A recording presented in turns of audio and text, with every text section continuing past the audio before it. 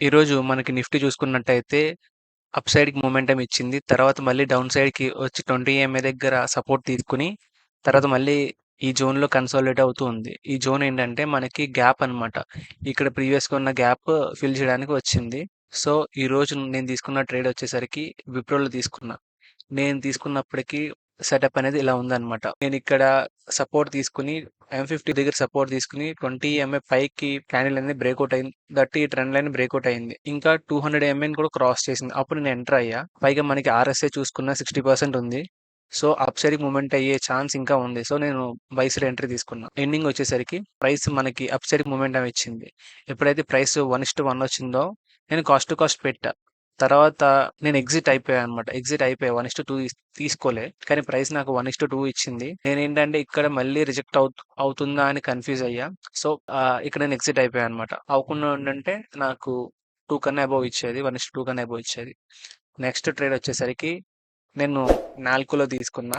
ఇక్కడ trade logic వచ్చేసరికి price అనేది 200 ఎంఏకి బాగా లాంగ్ ఉంది. దట్ టూ ఇక్కడ మనకి జోన్ క్రియేట్ చేసి హామర్ క్యాండిల్ ఫార్మ్ అయిందనమాట. హామర్ క్యాండిల్ ఫార్మ్ అయింది. నాకు ఇక్కడ బుల్లిష్ డైవర్జెన్స్ కనిపిస్తుంది. ప్రైస్ అనేది డౌన్ సైడ్‌కి ఉంది గానీ, మన ఆర్ఎస్ఐ అనేది ఈక్వల్ లోస్ అనేది ఫార్మ్ చేసింది. సో, అప్ సైడ్‌కెళ్ళే మూవ్‌మెంట్ ఉందని నేను అనుకున్నా. అట్‌లీస్ట్ ఈ 20 ఈఎంఏ ఆర్ M15 లో వరకు వెళ్ళే ఛాన్స్ ఉందని నేను బై సైడ్ ఎంట్రీ ప్లాన్ చేశా. సో, ఏమైందో మనం చూసుకుంటే 20 ఎంఏ నియర్ వచ్చినప్పుడు నేను ఎగ్జిట్ అయిపోయా. కానీ నా టార్గెట్ అనేది రీచ్ అయిందనమాట. సో, నెక్స్ట్ ట్రేడ్ వచ్చేసరికి నేను ఐటీసీలో తీసుకున్నా. నేను ట్రేడ్ తీసుకున్నప్పుడు ప్రైస్ యాక్షన్ అనేది ఇలా ఉంది.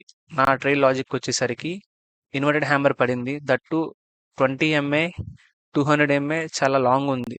ప్రైస్ అనేది 50% అయినా కరెక్ట్ అవుతుంది. ట్రేడ్ తీసుకున్నా. మార్కెట్ కూడా మనకి సపోర్ట్ చేస్తే ప్రైస్ అనేది కిందకి వెళ్ళదని ఎక్స్‌పెక్ట్ చేశా. సో, ఏమైందంటే ప్రైస్ అనేది నియర్లీ 1:1 వచ్చినప్పుడు నేను కాస్ట్ టు కాస్ట్ పెట్టేసా. కాస్ట్ టు కాస్ట్ పెట్టేసినప్పుడు ఎగ్జాక్ట్‌గా నాకు ఈ క్యాండిల్‌లో నా ఎస్ఎల్ అనేది హిట్ అయిపోయింది. అంటే కాస్ట్ టు కాస్ట్ పెట్టిన ఎస్ఎల్ హిట్ అయింది. సో, ప్రైస్ అనేది అదే రేంజ్ మోడ్‌లో ఉంది. ఇఫ్ నా ఎస్ఎల్ నేను చేంజ్ చేయకపోయినా నాకు ఎంతో కొంత ప్రాఫిట్‌లో క్లోజ్ అయ్యేది.